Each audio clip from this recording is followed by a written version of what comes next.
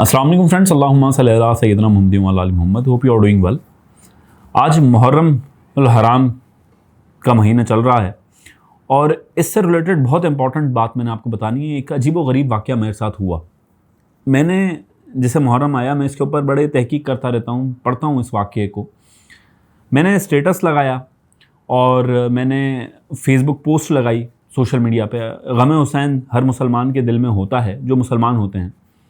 तो ये शो किया। जैसे ही ये शो किया तो मुझे व्हाट्सएप मैसेजेस आने लग गए, टेक्स्ट आने लग गए कि सर क्या आप शिया हैं।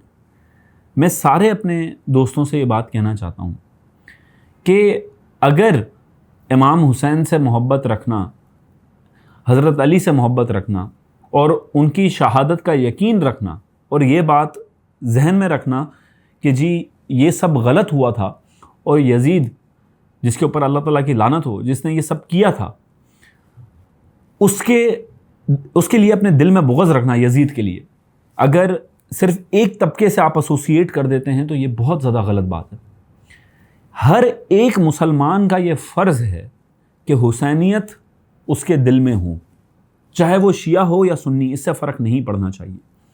अब अगर हम उसके डेप्थ में घुसेंगे तो वो एक अलग कहानी आ जाती है। ऐसे ही शियाओं के अंदर भी बहुत सारे अलग फ़िरके निकल आते हैं, ऐसे ही सुन्नियों के अंदर भी बहुत सारे और तज़ादात आ जाते हैं।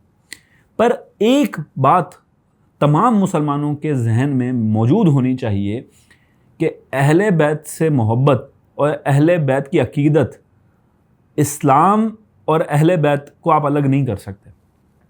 अगर आपके साथ इनकी मोहब्बत है तो आप मुसलमान हो, और अगर आपके दिल में इनके लिए ज़रा बराबर भी आप ये सोचते हो कि जी नहीं, ऐसा नहीं, ऐसा ऐसा नहीं, ऐसा, और जिन्होंने इनके साथ जुल्म किया उनके लिए भी आपके दिल में अगर सॉफ्ट कॉर्नर है, तो मुझे ऐसा लगता है कि आपको इसके बारे में तहकीक करनी चाहिए, इसके बारे में आपको पढ़ना चाहिए और इस चीज़ को समझना चाहिए कि ये नबी करीम सल्लल्लाहु अलैहि वसल्लम के ख़ानदान से रिलेटेड बात है।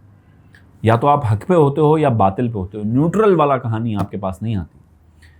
तो आप लोगों को भी ये बात बिल्कुल क्लियर कट होनी चाहिए। और जहाँ तक मुझे एक पैगाम पहुँचाना था, चाहे वो सुन्नी हो शिया हो, मुहर्रम का एहतराम हर किसी को करना चाहिए और मुहर्रम के अंदर गम हुसैन रखना हर मुसलमान पे वाजिब है। ये एक मैसेज था एज अ टीचर आप लोगों के लिए जो मैं देना चाह रहा था।